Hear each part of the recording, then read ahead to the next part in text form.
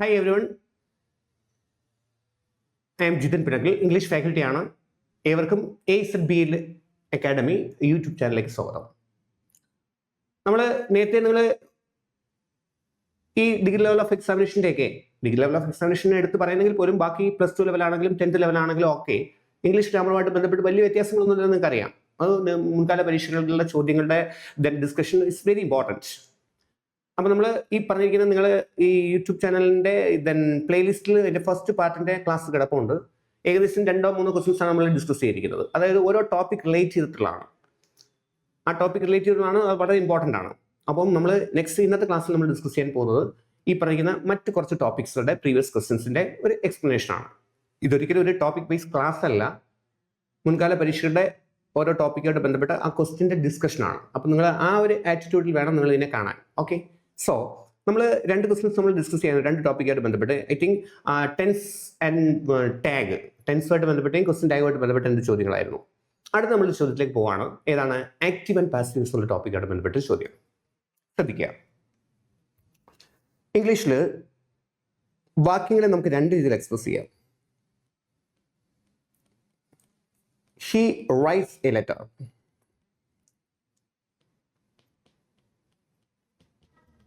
A letter is written by him. കണ്ടോ?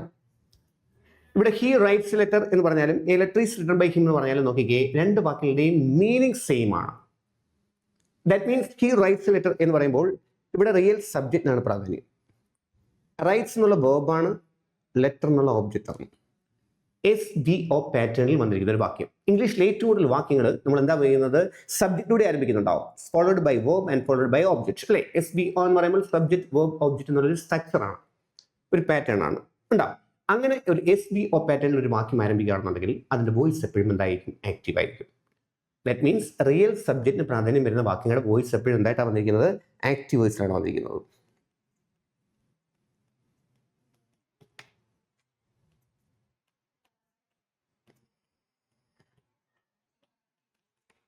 Instead of real subjects, when we give the real importance to its real objects, ഒരു real സബ്ജക്റ്റിന് പകരമായിട്ട് ഒരു ഒബ്ജക്റ്റിലൂടെ ഒരു വാക്യം ആരംഭിക്കുകയാണെന്നുണ്ടെങ്കിൽ നോക്കിക്കേ, letter is written by him എന്ന് പറയുമ്പോൾ നോക്കിയേ, ലെറ്റർ എന്നല്ലേ പ്രാധാന്യം വന്നിരിക്കുന്നത്. അങ്ങനെ ലെറ്റർ എന്ന ഒബ്ജക്റ്റിന് പ്രാധാന്യം വരുമ്പോൾ ആ വാക്യത്തിന് വോയിസ് എന്തായിട്ട് മാറുവാണ്? പാസീവായിട്ട് മാറുന്നു. അപ്പോൾ നമ്മൾ മനസ്സിലാക്കണം, he writes a letter, voice ആക്റ്റീവാണ്. അതിൻ്റെ പാസീവ് നമ്മൾ എന്താണ്? ലെറ്ററിൽ ആരംഭിക്കുന്നു. A letter is written by him ഉണ്ടാവും. A letter is written by him എന്ന് പറയുമ്പോൾ ഇവിടെ നമുക്ക് നോക്കിയേ, ഒബ്ജക്റ്റ്, വെർബ്, സബ്ജക്റ്റ് കണ്ടോ? ഒബ്ജക്റ്റിലൂടെ ആരംഭിക്കുന്നു, സബ്ജക്റ്റ് ലൈൻ എൻഡ് ചെയ്യുന്നു. പ്രാധാന്യം പോകുന്നത് എന്തിലേക്കാണ്? ഒബ്ജക്റ്റിനാണ്. അപ്പോൾ in a given sentence when we give the real importance to its real subject, that sentence is set to be in active voice. ഒരു വാക്യത്തിൽ നമ്മൾ വളരെ ഡീപ്പായിട്ട് ഞാൻ പറഞ്ഞു പോകുന്നില്ല, നെക്സ്റ്റ് ഈ ക്വസ്റ്റ്യൻ്റെ എക്സ്പ്ലനേഷന് വേണ്ടി ഞാനൊന്ന് ഇൻട്രൊഡ്യൂസ് ചെയ്യുന്നുള്ള ആ ടോപ്പിക് എന്താണെന്നുള്ളത്. ഒരു വാക്യത്തിൽ റിയൽ സബ്ജക്റ്റിന് പ്രാധാന്യം വന്നു കഴിഞ്ഞാൽ ആ വാക്യത്തിൽ വോയിസ് ആക്റ്റീവ് ആയിരിക്കും. അങ്ങനെ റിയൽ സബ്ജക്റ്റിന് പകരമായിട്ട് when we give the real importance to its real object, സബ്ജക്റ്റിന് പകരമായിട്ട് നമ്മൾ എന്ത് ചെയ്യുകയാണെന്നുണ്ടെങ്കിൽ ഒബ്ജക്റ്റിന് പ്രാധാന്യം കൊടുക്കുകയാണെന്നുണ്ടെങ്കിൽ അതിൻ്റെ വോയിസ് എന്തായിട്ട് മാറുവാണ്? പാസീവായിട്ട് മാറുവാണ്. റിയൽ സബ്ജക്റ്റിന് പ്രാധാന്യമുള്ള വാക്കിയുടെ വോയിസ് എപ്പോഴും ആക്റ്റീവാണ്. ഒബ്ജക്റ്റിന് പ്രാധാന്യം വന്നാൽ എൻ്റെ വോയിസ് പാസീവാണ്. ഉണ്ടോ? അപ്പം ഹി റൈറ്റ്സ് ലെറ്ററിന് പാസീവ് എന്താ വന്നിരിക്കുന്നത്? Letter is written by him ആയിട്ട് മാറുന്നു. ഇനി നമ്മൾ എന്തൊക്കെയേ, ആക്റ്റീവിൽ നിന്ന് പാസീവിലേക്ക് ഒരു വാക്കിൻ്റെ കൺവേർഷനിൽ വന്നിരിക്കുന്ന ചേഞ്ചസ് എന്തൊക്കെയാണെന്ന് നോക്കിക്കേ. ചേഞ്ചസ് മീൻസ് മാറ്റങ്ങൾ. ഹി എന്ന് പറയുന്നത് എന്തായിട്ട് മാറി? ഹിമ്മായിട്ട് മാറി അല്ലേ? ആക്റ്റീവിൽ വന്നിരിക്കുന്ന ഹി എന്തായിട്ടാണ് മാറിയിരിക്കുന്നത്? അത് ഹിമ്മായിട്ട് മാറിയിരിക്കുന്നു അല്ലേ? ദാറ്റ് മീൻസ് ഹി എന്ന് പറയുന്ന സബ്ജക്റ്റിന്റെ ഒബ്ജക്റ്റീവ് ഫോമാണ് ഹിം എന്നുള്ളത് അല്ലേ? ഹി എന്ന് പറയുന്ന സബ്ജക്റ്റിന്റെ ഏത് ഫോമിലേക്ക് മാറുന്നത്? ഒബ്ജക്റ്റീവ് ഫോമിലേക്ക് അത് കൺവേർട്ട് ചെയ്യുന്നത് ഹി ഹിമ്മായിട്ട് മാറുമ്പോൾ. ദാറ്റ് മീൻസ് സബ്ജക്റ്റ് ഒബ്ജക്റ്റ് ആയിട്ട് മാറുന്നു. ലെറ്റർ എന്ന ഒബ്ജക്റ്റ് എന്താണ് വന്നിരിക്കുന്നത്? പാസീവിലേക്ക് വന്നപ്പോൾ അത് സബ്ജക്റ്റിന്റെ റോളിലേക്ക്, ഒബ്ജക്റ്റ് ആണെങ്കിൽ പോലും സബ്ജക്റ്റിന്റെ റോളിലേക്ക് മാറുന്നു. അപ്പോൾ ആക്റ്റീവിൽ നിന്ന് പാസീവിലേക്ക് ഒരു വാക്കിന്റെ കൺവേർഷനിൽ 2 ചേഞ്ചസ് സംഭവിക്കുന്നു. ഏതൊക്കെയാണ് 2 ചേഞ്ചസ് പറയില്ല? The subject becomes object in passive voice and the object in active voice becomes subject അല്ലേ? ആക്റ്റീവിലെ സബ്ജക്ട് പാസീവില് ഒബ്ജക്റ്റ് ആയിട്ട് മാറുന്നു, ആക്റ്റീവിലെ ഒബ്ജക്റ്റ് പാസീവിൽ എന്തായിട്ട് മാറുന്നു? സബ്ജക്റ്റ് ആയിട്ട് മാറുന്നു. ഇനി നോക്കിയേ, റൈറ്റ്സ് എന്ന വെർബിന്റെ ഫോം എന്തായിട്ട് മാറുന്നത്? ഈസ് റിട്ടൺ അല്ലേ മാറുന്നത്? റൈറ്റ്സ് എന്ന വെർബ് എന്തായിട്ട് മാറുന്നത്? ഈസ് റിട്ടൺ ആയിട്ട് മാറും. ദാറ്റ് മീൻസ് റൈറ്റ്സ് എന്ന വെർബിന്റെ ഏത് ഫോമാണ് റിട്ടൺ എന്നുള്ളത്? റൈറ്റിന്റെ തേർഡ് ഫോം, ദാറ്റ് ഈസ് അതിന്റെ പാസ്റ്റ് പാർട്ടിസിപ്പിൾ ഫോമാണ് റിട്ടൺ. ഇത്രയും കാര്യങ്ങൾ നിങ്ങൾ മനസ്സിലാക്കുക.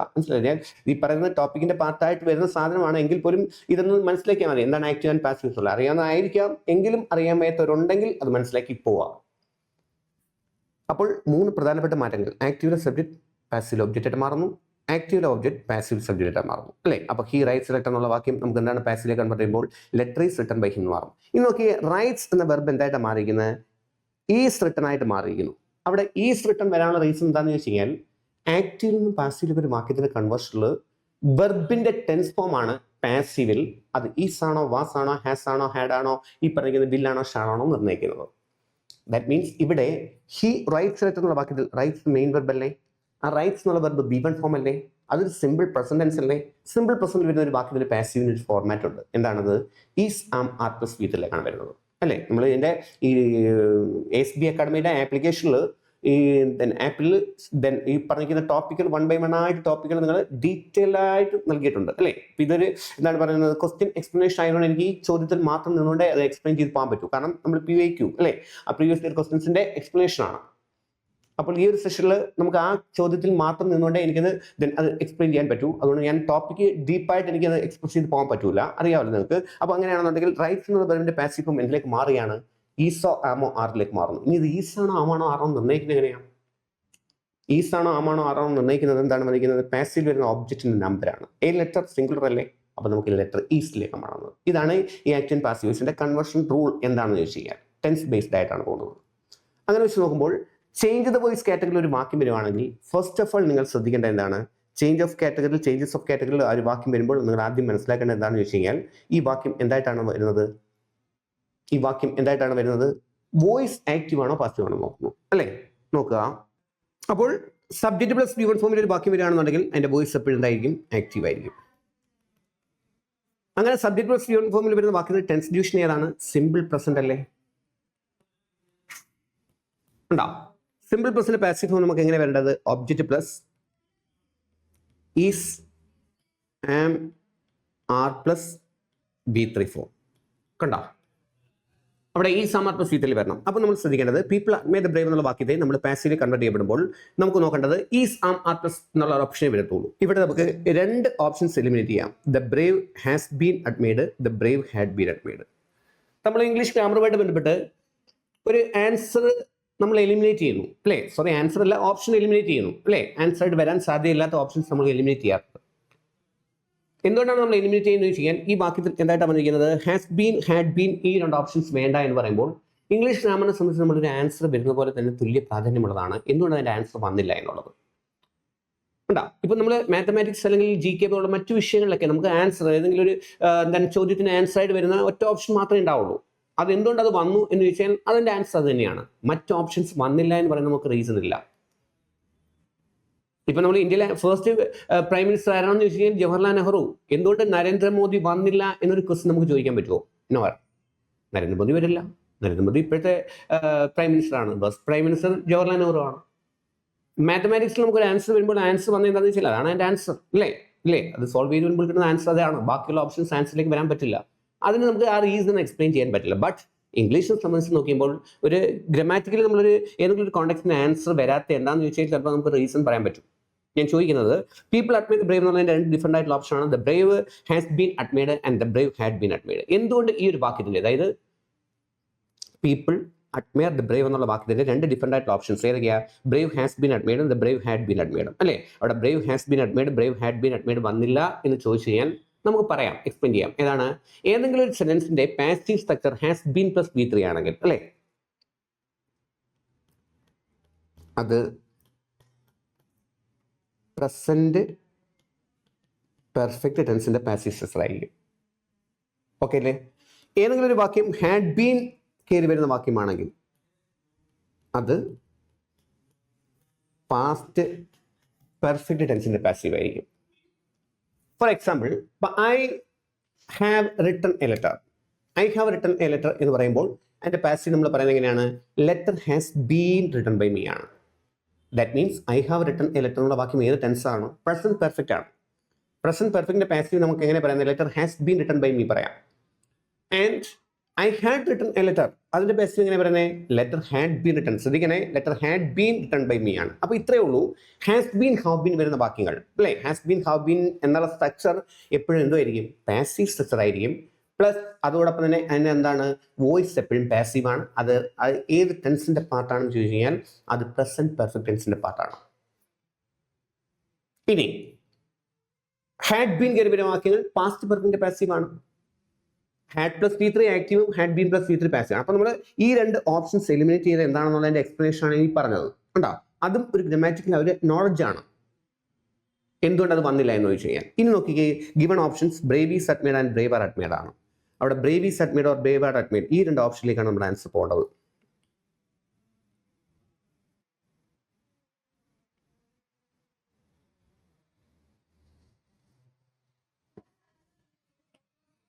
ഉണ്ടോ, ഈ രണ്ട് ഓപ്ഷൻസ് നമുക്ക് നോക്കാം. The brave is admired or the brave are admired. എൻ്റെ ഒരു ആൻസർ പീപ്പിൾ അഡ്മിയർ. നിങ്ങളൊന്ന് ഗസ് ചെയ്ത് നോക്കിക്കോളൂ. ഞാൻ ആൻസർ പറയുന്നത് നിങ്ങൾ ഗസ് ചെയ്യാൻ പറ്റും. നോക്ക്, പീപ്പിൾ അഡ്മിയർ. ഇവിടെ നോക്കി, ബ്രേവ് ഈസ് അഡ്മിയർഡ് ഉണ്ട്, ദ ബ്രേവ് ആർ അഡ്മിയർഡ് ഉണ്ട്.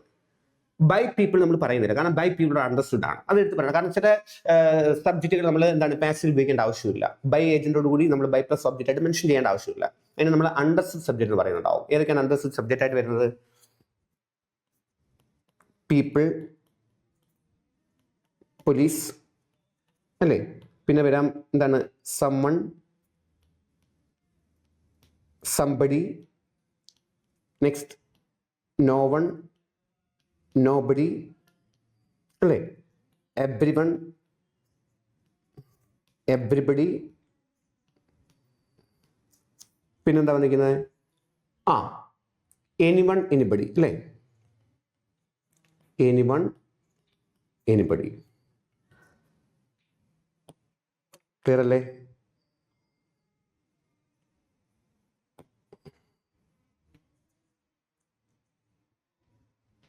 നോ വൺ, നോബഡി അല്ലേ. പിന്നെന്താണ്, സമ്മൺ, സംബഡി. ജസ്റ്റ് ഒന്ന് മനസ്സിലാക്കിയാൽ മതി.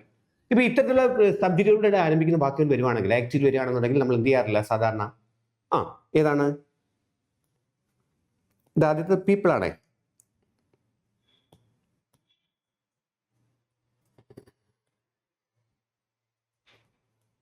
People, police, someone, someone, no one, somebody, nobody, everyone, everybody, anyone, anybody.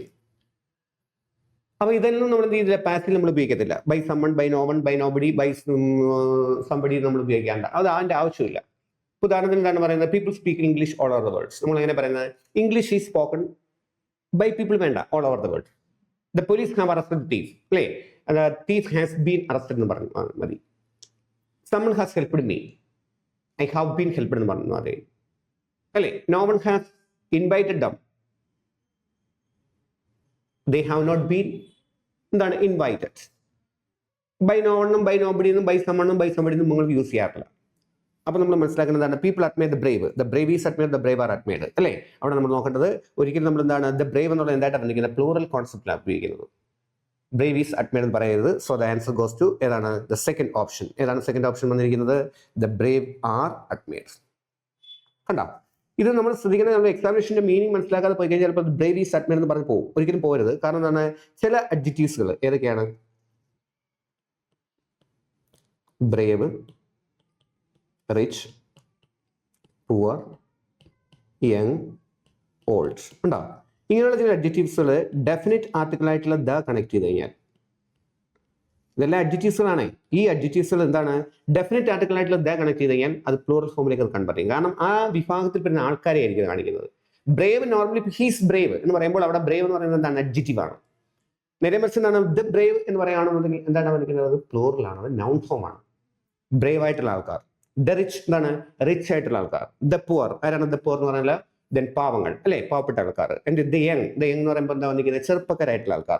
The old, എന്താ ദ ഓൾഡ് എന്ന് പറയുന്നത് പ്രായാധിക്യമുള്ള ആൾക്കാർ അല്ലെ. അപ്പൊ നമ്മൾ മനസ്സിലാക്കേണ്ടത് the brave, the rich, the poor, the young, old എന്നൊക്കെ പറഞ്ഞു കഴിഞ്ഞാൽ എന്താണ് മാറുന്നത്, നൗൺ ഫോമിലേക്ക് കൺവേർട്ട് ചെയ്യപ്പെടുന്നു. അഡ്ജക്റ്റീവ്സിൽ നിന്ന് നൗൺ ആയിട്ട് മാറുന്നു. So they take plural verb അല്ലെ. അതുകൊണ്ട് അതിന് ശേഷം എന്താ വരുന്നത്, പ്ലൂറൽ വെർബ് വരാവുള്ളൂ. പ്ലൂറൽ വെർബ് എന്ന് പറഞ്ഞാൽ ആറെന്നോ വേറെന്നോ അല്ലെ ഹാവ് എന്നോ ഒക്കെയുള്ള ടെൻസ് ബേസ്ഡ് ആയിട്ട് പ്ലൂറൽ വെർബ് ഉപയോഗിക്കുക. പീപ്പിൾ അഡ്മയർ ദ ബ്രേവിന്റെ പാസീവ് ഫോം എങ്ങനെ പറയേണ്ടത്? The brave are admired. അപ്പോൾ ഇതുമായിട്ട് ബന്ധപ്പെട്ട് ഇത്രയും കാര്യങ്ങൾ നിങ്ങൾ മനസ്സിലാക്കുക. എന്താണ് ആക്റ്റീവ് എന്നും എന്താണ് പാസീവ് എന്നും ഇതിന്റെ വോയിസ് എങ്ങനെ ഐഡന്റിഫൈ ചെയ്യണം, ഇത് ഏത് ടെൻസ് ഡിവിഷൻ ആണെന്നും അത് ഈ സാമാറിലേക്ക് എന്തുകൊണ്ട് വന്നു എന്നുള്ളതും എലിമിനേറ്റ് ചെയ്ത ഓപ്ഷൻസിന്റെ reason has been have been എന്തുകൊണ്ട് എലിമിനേറ്റ് ചെയ്യുന്നുള്ളതൊക്കെ മനസ്സിലായിക്കൂടാ. Okay, so move to another one. Grammar is dash science but speaking dash language is dash arts. ആർട്ടിക്കിളുമായിട്ട് ബന്ധപ്പെട്ട ക്വസ്റ്റ്യൻ ആണ്, ഒരു പ്രീവിയസ് ക്വസ്റ്റ്യൻ ആണ്. എന്താണ് ഈ ആർട്ടിക്കിൾ എന്ന് പറയില്ല? 3 കുഞ്ഞു വാക്കുകൾ. ഏതൊക്കെയാണ് 3 കുഞ്ഞു വാക്കുകൾ?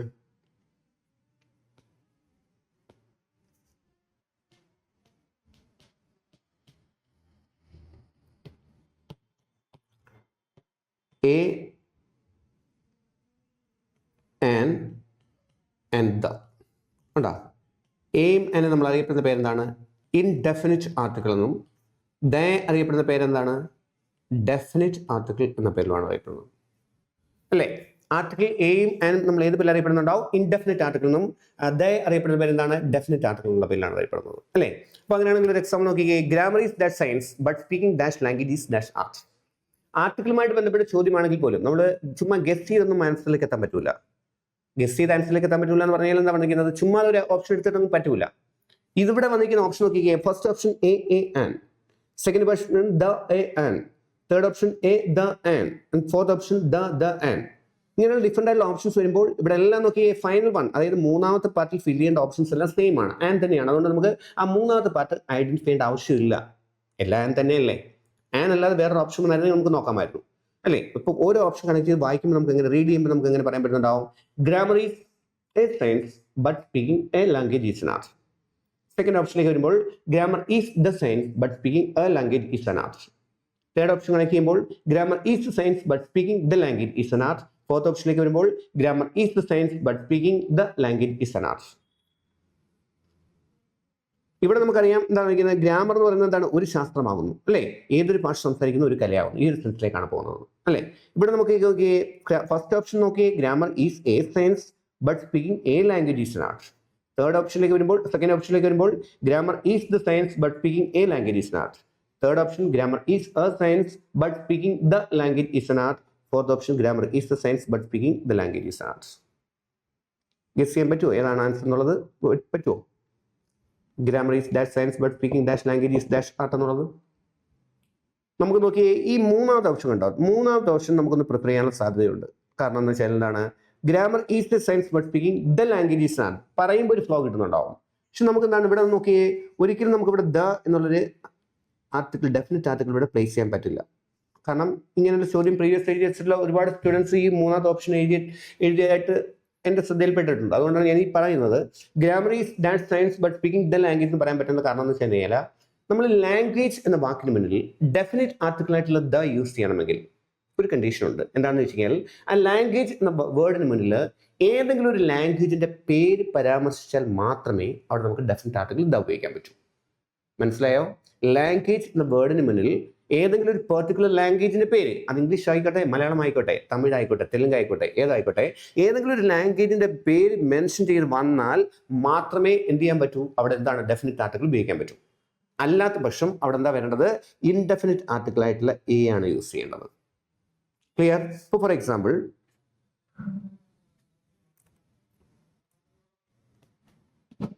he speaks dash English language fluently. കണ്ടോ? ഇവിടെ he speaks dash English language fluently എന്ന് പറയുമ്പോൾ നമുക്ക് പറയാൻ പറ്റുന്നുണ്ടാവും ഏതാ വന്നിരിക്കുന്നത്? he speaks dash English language fluently എന്നല്ലേ വന്നിരിക്കുന്നത് അല്ലേ? അപ്പോൾ നമുക്ക് പറയാം എങ്ങനെയാണ് വന്നിരിക്കുന്നത്? he speaks dash English language fluently. he speaks the English language fluently എന്ന് പറഞ്ഞാൽ മതി. കണ്ടോ? he speaks the English language fluently. അപ്പോൾ അത് ശ്രദ്ധിച്ചാൽ മതി. അപ്പോൾ നോക്കിയേ, grammar is dash science but speaking dash language is dash art. അതിൻ്റെ ഒരു സെൻസ് നിങ്ങൾ നോക്കിക്കേ. ഗ്രാമർ എന്ന് പറയുന്നത് എന്താണ്? ഒരു ശാസ്ത്രമാകുന്നു. ഇനി ഇവിടെ നോക്കിക്കേ, ഏതൊരു ഭാഷ സംസാരിക്കുന്നതും ഒരു കലയാണ്. കണ്ടോ? ഏതൊരു ഭാഷ സംസാരിക്കുന്നതും ഒരു കലയാണ്. ഇവിടെ നോക്കിക്കേ, എല്ലാം എന്താ വന്നിരിക്കുന്നത്? ഒരു ഒരു ഒരു എന്നുള്ള അർത്ഥത്തിലേ വന്നിരിക്കുന്നത്. ഒരു എന്നുള്ള ഒരു ആശയം. ഗ്രാമർ എന്ന് പറയുന്നത് ഒരു ശാസ്ത്രമാകുന്നു. ഏതൊരു ഭാഷ സംസാരിക്കുന്ന ഒരു ആർട്ടാവും അല്ലേ? ഏതൊരു ഭാഷ സംസാരിക്കുന്നതും എന്തായിട്ടാണ് പറഞ്ഞിരിക്കുന്നത്? ഒരു ആർട്ട്. ആർട്ട് മീൻസ് കല അല്ലേ? അപ്പൊ ഗ്രാമർ എന്ന് പറയുന്നത് സയൻസ് ആണ്, ശാസ്ത്രമാണ്. ഏതൊരു ഭാഷ സംസാരിക്കുന്ന ഒരു കലയാണ് അല്ലേ? എല്ലാം എല്ലാം ഒരു ഒരു ഒരു എന്നുള്ള ആശയത്തിലേക്കാണ് പോകുന്നത്. അപ്പൊ നമുക്ക് പറയാം ഏതാണ്? Grammar is a science. ഉണ്ടോ? Grammar is a science but speaking a language is an art. But speaking a language is an art. Answer goes to the first option. Grammar is a science, but speaking a language is an art. ഉണ്ടോ? ആർട്ടിക്കിളുമായിട്ട് ബന്ധപ്പെട്ട ഒരു example മാത്രം. മനസ്സിലായോ? നമുക്കൊരു question കൂടെ നോക്കാം. She has 3 children dash her first husband. ഇതുമായിട്ട് ബന്ധപ്പെട്ടാണ്, പ്രിപ്പോസിഷനുമായിട്ട് ബന്ധപ്പെട്ട ഒരു വാക്യമാണ്. മുൻകാല പരീക്ഷകളിൽ വന്നിട്ടുള്ളൊരു ചോദ്യമാണ്. She has 3 children dash her first husband. ആദ്യ ഹസ്ബൻഡിൽ നിന്ന് 3 കുട്ടികളാണ് വന്നിരിക്കുന്നത്. ബൈ ഉണ്ട്, വിത്ത് ഉണ്ട്, ഇന്നുണ്ട്, ഫ്രം ഉണ്ട്. എന്ത് നമുക്ക് യൂസ് ചെയ്യാൻ പറ്റുന്നുണ്ടാവും? അറിയാലോ, പ്രിപ്പോസിഷൻ എന്ന് പറയുമ്പോൾ എന്താണ്? Preposition is the word that used to show the relation between a noun or pronoun or something else in sentence അല്ലേ? ഒരു വാക്കിൽ 2 നൗൺസുകളുമായിട്ട് ബന്ധപ്പെട്ടതോ അല്ലെങ്കിൽ ഒരു നൗണിന് മറ്റൊരു വേർഡുമായിട്ട് ബന്ധപ്പെട്ടോ റിലേഷനെ കാണിക്കാൻ വേണ്ടി ഉപയോഗിക്കുന്ന കൊച്ചു വാക്കുകൾ അറിയപ്പെടുന്ന പേരാണ് പ്രിപ്പോസിഷൻസ്. ഫോർ എക്സാമ്പിൾ എന്താ പറഞ്ഞിരിക്കുന്നത്? The marker is in my hand അല്ലേ? ദ മാർക്കർ ഈസ് അല്ലെങ്കിൽ pen is in my hand എന്ന് പറയുമ്പോൾ അവിടെ ഇൻ ആണ് preposition. The picture is on the wall എന്ന് പറയുമ്പോൾ എന്താണ്? Picture is on the wall. On എന്നുള്ള പ്രിപ്പോസിഷൻ ആണ്. The cat lies under the table എന്ന് പറയുമ്പോൾ എന്താണ്? അണ്ടർ എന്നുള്ള പ്രിപ്പോസിഷൻ ആണ് അല്ലേ? ഇവിടെ എല്ലാം എന്താണ്? 2 നൗൺസുകളുടെ റിലേഷനെയാണ് കാണിക്കുന്നത്. അപ്പോൾ പ്രിപ്പോസിഷനുമായിട്ട് ബന്ധപ്പെട്ട ഒരു എക്സാമ്പിൾ ആണ് വന്നിരിക്കുന്നത്. She has 3 children dash her first husband. ആദ്യ ഹസ്ബൻഡിൽ നിന്ന് 3 പിള്ളേർ. ബൈ ഉണ്ട്, വിത്ത് ഉണ്ട്, ഇന്നുണ്ട്, ഫ്രം ഉണ്ട് അല്ലേ? അവിടെ നോക്കിക്കേ എന്താ പറഞ്ഞിരിക്കുന്നത്? നമുക്ക് ഇവിടെ ഒരു ലോജിക് ആപ്ലിക്കേഷൻ ഒന്നും പോകാൻ പറ്റില്ല. She has 3 children from her first husband, തെറ്റാണോ? She has 3 children in her first husband, തെറ്റാണോ? She has 3 children with her first husband, തെറ്റാണ് അല്ലേ? ദെൻ ആൻസർ എന്തിലേക്ക് പോകുന്നത്? She has 3 children by her husband. അതായത് ഇവിടെ ഒരു റിലേഷൻഷിപ്പിനെ കാണിക്കുന്നത്. ഏതാണ്? ആദ്യ ഹസ്ബൻഡിൽ നിന്നുള്ള 3 കുട്ടികളുടെ ബന്ധത്തെ കാണിക്കുന്നത്. ഷോയിങ് റിലേഷൻഷിപ്പ് അല്ലേ? എന്തെങ്കിലും ഒരു ബന്ധത്തെ കാണിക്കാൻ വേണ്ടി നമ്മൾ ഉപയോഗിക്കുന്ന പ്രിപ്പോസിഷൻ എപ്പോഴും എന്തായിരിക്കണം? ബൈ ആയിരിക്കണം അല്ലേ? ഇവിടെ അർത്ഥം വെച്ച് നോക്കുകയാണെങ്കിൽ ആദ്യ ഹസ്ബൻഡിൽ നിന്നും ഫ്രം ഇല്ലേ? നമ്മൾ ഐ ആം കമ്മിങ് ഫ്രം എന്നൊക്കെ പറയുന്ന പോലെ ഫ്രം ഇവിടെ യൂസ് ചെയ്യാൻ പറ്റില്ല. ആദ്യ ഹസ്ബൻഡിൽ അല്ലേ? ഇൻ എന്ന് പറയുമ്പോൾ നമുക്ക് ഉള്ളിൽ എന്നുള്ള സെൻസിലേക്ക് പോകുന്നുണ്ടാവും. ലോജിക്കലി നമ്മൾ ചിന്തിക്കുകയാണെങ്കിൽ അങ്ങനെ കിട്ടുന്നുണ്ടാവും. ഇനി ഹസ്ബൻഡിനോടൊപ്പം അങ്ങനെയൊക്കെയുള്ള രീതിയിൽ നമ്മൾ ചിന്തിക്കുകയാണെങ്കിൽ വിത്ത് കൊള്ളാമെന്ന് തോന്നും അല്ലേ? അങ്ങനെ നമുക്ക് കൊള്ളാമെന്ന് തോന്നും പറഞ്ഞിട്ടില്ല. എന്തെങ്കിലുമൊക്കെ റൂട്ട് ബേസ്ഡ് ആയിരിക്കും എന്താണ് ഒരു കോണ്ടെക്സ്റ്റ്. അപ്പൊ നമ്മൾ എന്താണ്? She has 3 children dash her first husband എന്നുള്ളത് എങ്ങനെ നമുക്ക് പറയാൻ പറ്റത്തുള്ളൂ? ബൈ ഹർ ഫസ്റ്റ് ഹസ്ബൻഡ് എന്ന് പറയാൻ പറ്റും. ക്ലിയർ ആണല്ലോ? യെസ്. അപ്പൊ നമ്മളിപ്പോൾ ഡിസ്കസ് ചെയ്തിരിക്കുന്ന ഈ 3 ചോദ്യങ്ങൾ മനസ്സിലായല്ലോ. പീപ്പിൾ അഡ്മയർ ദ ബ്രേവ് എന്നുള്ളപ്പോൾ ഇംഗ്ലീഷിലെ ഏറ്റവും പ്രധാനപ്പെട്ട ടോപ്പിക്കായിട്ട് ബന്ധപ്പെട്ടതാണ് ഏത്?